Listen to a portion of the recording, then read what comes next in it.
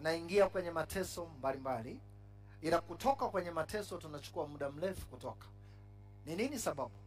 Ziko sababu nyingi, lakini moja ya sababu ni hii: watoto wa Mungu wengi hatujui ya kwamba tunapoingia kwenye mateso yetu na tunapotafuta namna ya kutoka kwenye teso, Mungu hakutoi hivi hivi, anakupa mbinu. Kama hiyo mbinu huijui, utakaa kwenye ile teso muda mrefu sana. Mbinu maana yake nini? Neno mbinu maana yake maarifa. Maarifa maana yake nini? Maarifa ni uwezo unaotoka kwa Mungu wa kumwezesha mtu kutatua matatizo yake, ndio neno maarifa.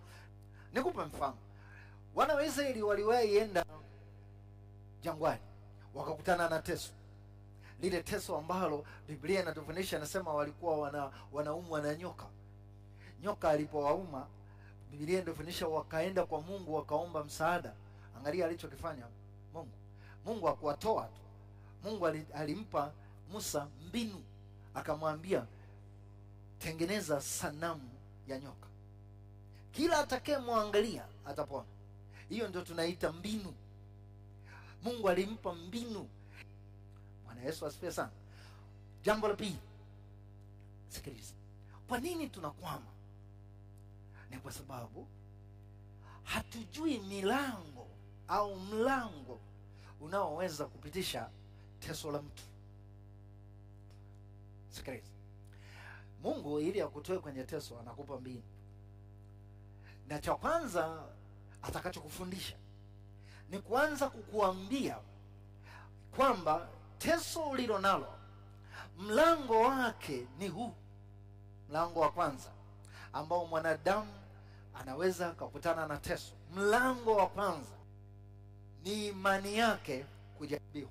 Andika: kujaribiwa imani yako.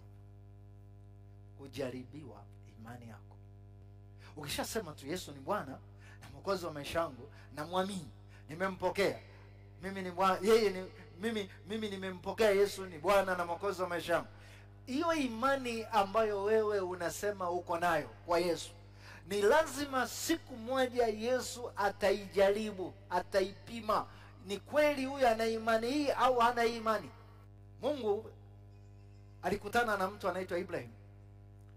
Ametembea naye miaka mingi sana. Anaitwa baba wa imani.